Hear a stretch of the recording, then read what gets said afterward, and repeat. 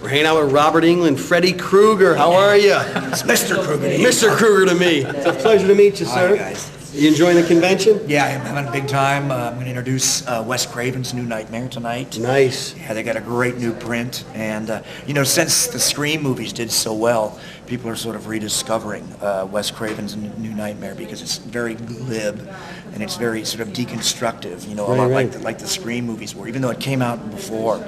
So I'm real proud that they managed to get a really nice copy of that. You've got to feel lucky with Freddy to have, as an actor, you get a character. So many actors wait a lifetime to get a character they can sink their teeth into, no pun intended. But has Freddy ever given you nightmares?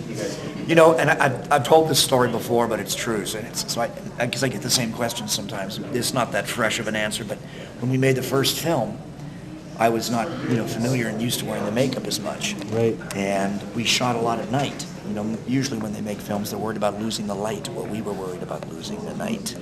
And I was doing an exterior scene with Heather Langenkamp, and I had an opportunity to take a nap, and it was like maybe 5 in the morning, hour of the wolf, an hour before sunrise. I was in the makeup in my little tiny trailer dressing room, and I rolled a towel up like a Japanese pillow so that I wouldn't rotate and ruin the makeup. And I'm on my little cot, and opposite me is the makeup mirror with the bulbs all the way around them. And they're all on they're on a dimmer light, very low. And it was like, Mr. Englund, the AD called on the door. And I sat up, and I looked, and I went, oh yeah, I gotta shoot this scene. And I looked into the mirror with the little light bulbs all on dimmer. And there, opposite me, in the perspective of the mirror, was this old, disfigured, scarred man, moving exactly like I was, and rubbing his eye. And I had forgotten that I was in the makeup, because this is the first movie. Oh, sure. And, you know, when you first wake up, you got bad breath, and you're kind of disoriented, you know, you're a little bit still in your subconscious.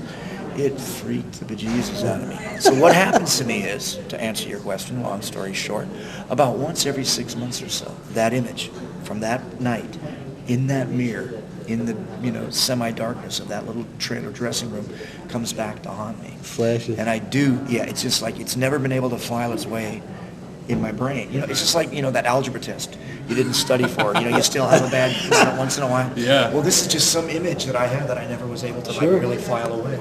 Oh, that's great. So that's my Freddy nightmares. For years, horror fans have been saying, who would win in a fight, Freddy or Jason? And now, yeah, well, they now can find out. But you know what's great is that you know, because we're getting kind of defensive over at New Line Cinema. You know, oh, you guys are exploiting the franchises by doing Freddy versus Jason. In fact, this harkens back to the 1930s. Frankenstein meets the Wolfman. Frankenstein meets Dracula.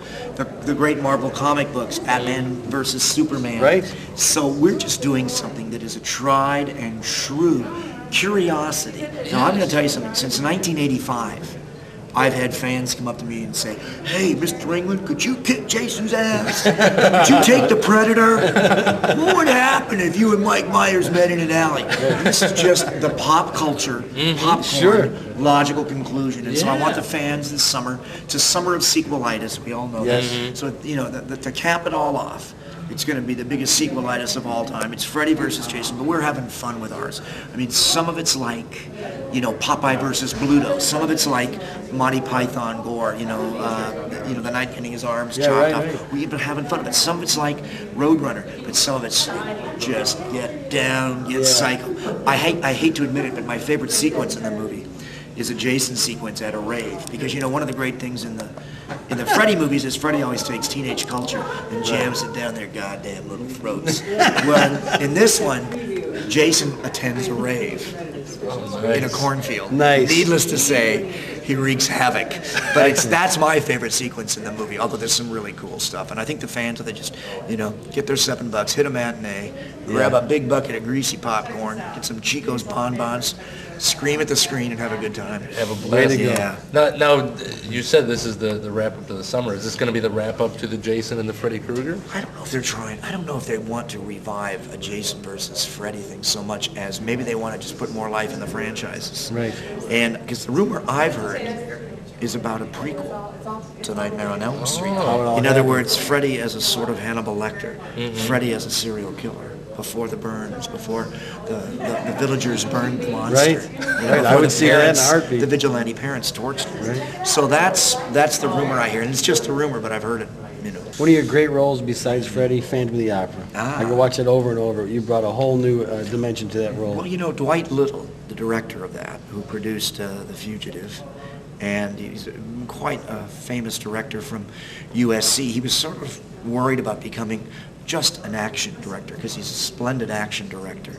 And he and I both love the old Hammer films. Right. And so when we made that, it was sort of a tip of the hat, a kind of a nod to the great Christopher Lee, Peter Cushing, Yeah. Barbara Steele, lurid, saturated color Hammer films. And also at that time, every teenage girl in America thought Phantom of the Opera was an all singing, all dancing Right, musical. right. I'm the Phantom of the Opera.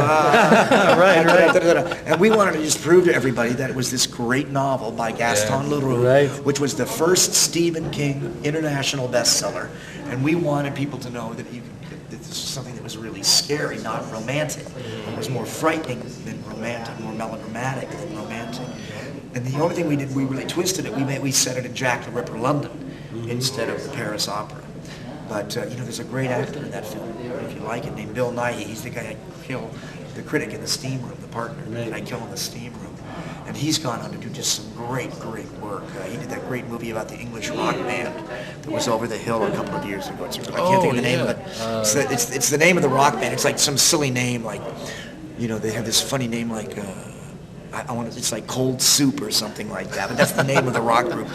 And they all get back together for a reunion. They're like an old metal band, and Bill Nighy is in that. And he's just having a huge renaissance in his career now. I was proud to work with him in that. Cool. Robert, thank you. Okay, you Thank guys you happy very much. Halloween. Yeah. Pups. Trick or treat, my little piggies. Hi, Robert Englund here, a.k.a. Freddy Krueger. That's Mr. Krueger to you. Check out Tomano and Touhy or die trying.